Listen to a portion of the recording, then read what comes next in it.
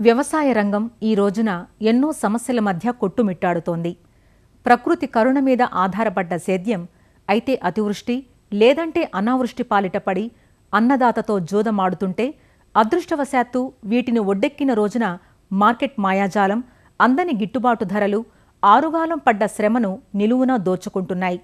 నీటి కష్టాలు, కూలీల కొరత, పెరిగిన పెట్టుబడులు ఇలా నలుదిక్కుల నుంచి చుట్టుముట్టిన సమస్యలతో వ్యవసాయం రైతుకు నమ్మకమైన రాబడిని అందించలేకపోతోంది.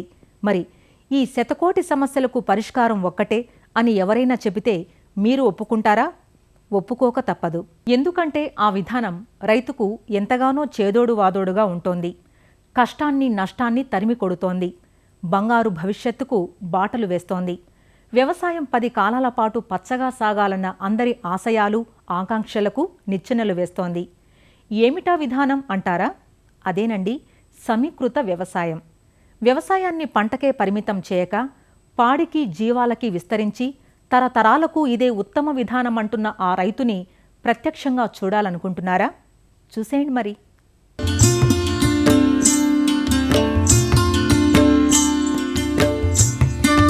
పచ్చని పంటలతో కళకళలాడే పొలాలు, కామధేనువుల్లాంటి పశుగణాలు, పాడి పంటలకు తోడుగా కరవునైనా తట్టుకుని రైతుకు ఎంతో కొంత ఆదరువుగా ఉన్న మేక మందలు. ఈ దృశ్యాలన్నీ ఎక్కడివో తెలుసా? కృష్ణా జిల్లా ఘంటసాల మండలం ఘంటసాల గ్రామంలో వ్యవసాయంలో రాణిస్తున్న ఉప్పల ప్రసాద్వి. 38 ఏళ్ల క్రితం 2 ఎకరాలు 2 పశువులతో ఆరంభమైన ఈయన వ్యవసాయం ఈ రోజున 180 ఎకరాలకు 250 పశు సంఖ్యకు విస్తరించింది. వ్యవసాయంలో ఎన్ని ఆటుపోట్లు ఎదురైనా అన్నింటినీ ఎదురీదగలిగారంటే పాడి పంటలను 2 కళ్లుగా చూసుకోవడమే కాదు, వ్యవసాయంలో ఖర్చులు తగ్గించుకునే అధునాతన పద్ధతులను ఆచరణలో పెట్టడమే కారణం.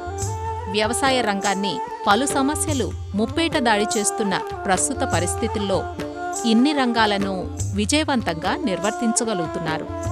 ముందుగా వ్యవసాయాన్ని చూస్తే అందరిలా 2 పంటలు కాక ఏటా 3 పంటలు పండిస్తారు. మొదటి పంట వరిని జూలై, ఆగస్టు మాసాల్లోనే నేరుగా పొడిదుక్కిలో సీడ్రిల్ పద్ధతిలో విత్తుకుంటారు. నీరు ఆలస్యంగా వచ్చి వరి పంట ఆలస్యం కావటం, దిగుబడి తగ్గటం ఇక్కడ రివాజు.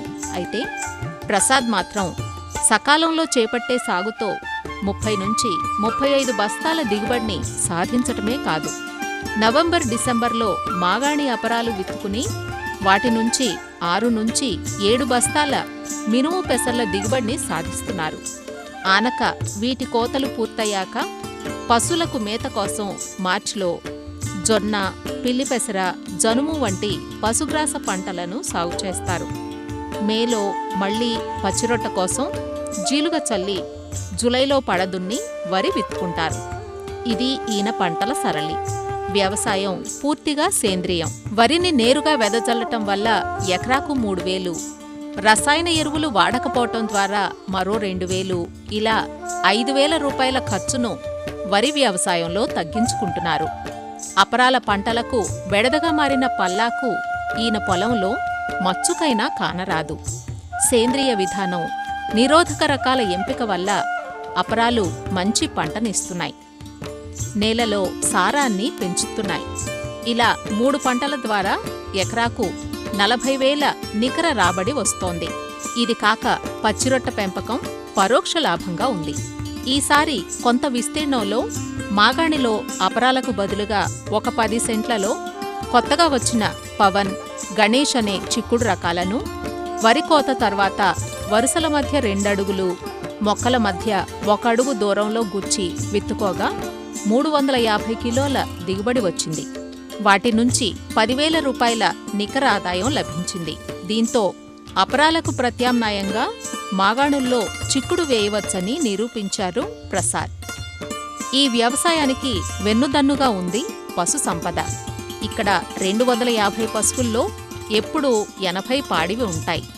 వీటి నుంచి రోజు 650 నుంచి 700 లీటర్ల పాల దిగుబడి వస్తోంది. లీటరు సగటున 50 రూపాయలు పడుతోంది.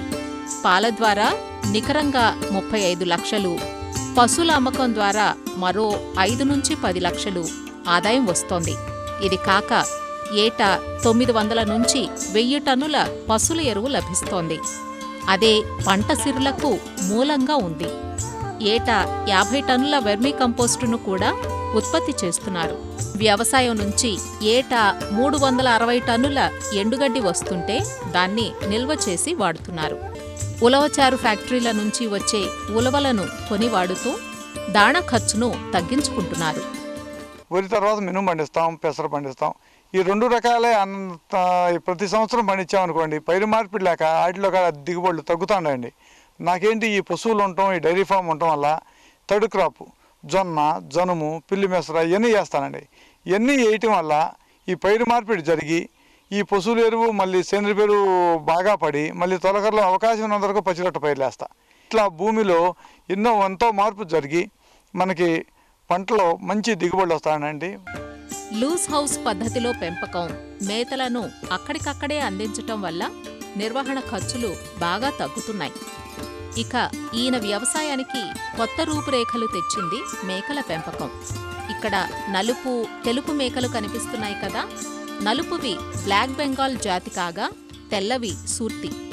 6 ఏళ్ల క్రిందట 2 బెంగాల్ మేకలు, 1 సూర్తి పోతుతో వీటి పెంపకం ప్రారంభించారు. ఈ రెండింటిని క్రాస్ చేయగా వచ్చిన సంకరజాతి మేకలు ఇక్కడి వాతావరణాన్ని బాగా తట్టుకుని మంచి బరువు పెరుగుతున్నాయి. 4 నెలల్లో ఒక్కో మేక 20 నుంచి 25 కిలోల బరువు వస్తుంది. 1 మేక నుంచి 1 సంవత్సరంలో 2 ఈతల్లో 6 నుంచి 7 పిల్లలు వస్తాయి. అంటే ఎంత లేదన్నా 1 మేక నుంచి 1 ఏడాదిలో 20,000 రూపాయల ఆదాయం కళ్ళజూడవచ్చంటారు ప్రసాద్. ఈ మేకలు, గొర్రెలు ఇవన్నీ పెట్టానండి. ఈ మేకలు, గొర్రెలు రెండింటినీ గమనించుకుంటా 2-3 సంవత్సరాలు పెంచానండి. నా గొర్రెల కంటే మేకల్లో ఈ పునరుత్పత్తి ఎక్కువగా ఉందండి. ఈ రెసిస్టెన్స్ డిసీజులు తట్టుకోవడం, మనం మేపడానికి చులువుగా ఉంది. గొర్రె అయితే 1 పిల్లనే పెడుతుంది. మేక ఈతకి 2, 3, 4 పిల్లలు పెడతాయండి. ప్రతి సంవత్సరానికి 2 ఈతలు ఉంటాయండి. ఈ బెంగాల్ మేకల్లో బాగా రెసిస్టెన్స్ కలయండి. స్టాల్ ఫీడింగ్కి చాలా అనుకూలమైనవి. అంటే కొద్దిగా షెడ్ వేసి, షెడ్డు లోఫింగ్ ఇచ్చి దాంట్లోనే పెట్టుకుంటా, ఏదో అవకాశం ఉంటే కొద్దిసేపు చేలలో మేపుతా. వీటికి ఆకులే మేపాల్సిన పని లేదు. ఈ పశుగ్రాసాలు ఏమైనా తినేస్తాయి. ఈ మేతలు అన్ని రకాల పచ్చి మేతలు తినేస్తాయి. వీటిని మేపడం చాలా సులువు అండి. ఈ దాణాల ఈ ఉలవలు, ఈ గోధుమలు ఇలాంటివి మనకి మార్కెట్లో ఏ చౌకగా ఉంటాయి. గింజ ధాన్యాలు, పప్పు ధాన్యాలు, మనకి అపరాలు పండిస్తాం కదండి. వాటిలో సన్నయ్య మనం వేస్ట్ కాకుండా వీటికి మనం బాగా ఉపయోగించుకోవచ్చు అండి. 1 మేక నుంచి మనకి సంవత్సరానికి 2 ఈతలు ఉంటాయండి. 2, 3, 4 పిల్లల పెడతాయి. అట్లాగే ఈ పిల్లల ఈనిన 3, 4 నెలల్లో కట్టేస్తాయండి. పునరుత్పత్తి ఎక్కువ అండి వీటికి. మళ్ళీ తల్లి 2 ఈత ఈనేతలకి పిల్లల తినటం, అట్టా దానికి పుట్టినవి కానీ దానికి మనవరాళ్ళు కానీ ఈతలో మనకి 9-10 పిల్లలు అయిపోతాయండి. ఒక్క వ్యవసాయం మీద ఆధారపడితే రైతు కుదరదండి. వ్యవసాయం అతివృష్టిలు, అనావృష్టిలు, కూలీల ఖర్చు, గిట్టుబాటు ధర లేకపోవటం ఎన్నో అంశాలుగా ఉందండి. మనం చేసేదంతా పర్ఫెక్ట్గా చేసినా పంట చేతికి వస్తుందనే నమ్మకం లేదు. అలాంటప్పుడు ఇలాంటి మనకు అనుబంధ పరిశ్రమలో మనకు ఎంతో అండగా ఆదుకుంటాయండి. ఎప్పటికప్పుడు అమ్మకాలు చేయటంతో ప్రస్తుతం ఇక్కడ 60 మేకలే ఉన్నాయి. బయట తిరిగి మేయడానికి గాను 2 ఎకరాల్లో పిల్లి పెసర, అలచంద వేశారు. సాయంత్రం వేళల్లో రోజుకి ఒక్కో మేకకు 2 నుంచి 3 కిలోల చొప్పున మేతలను షెడ్లో అందిస్తారు. ముఖ్యంగా వ్యవసాయం కలిసిరాని అనావృష్టి సంవత్సరాల్లో సమగ్ర వ్యవసాయం రైతుకు చేయూతగా ఉంటుందని, అన్ని వేళల్లో పంటలకు తోడు నీడగా ఉంటుందని, సమస్యలకు నిలయంగా ఉన్న వ్యవసాయంలో నిలదొక్కుకోవాలంటే అన్ని రంగాల సమన్వయం తప్పనిసరి అని ఇట్టే అర్థమవుతోంది కదూ.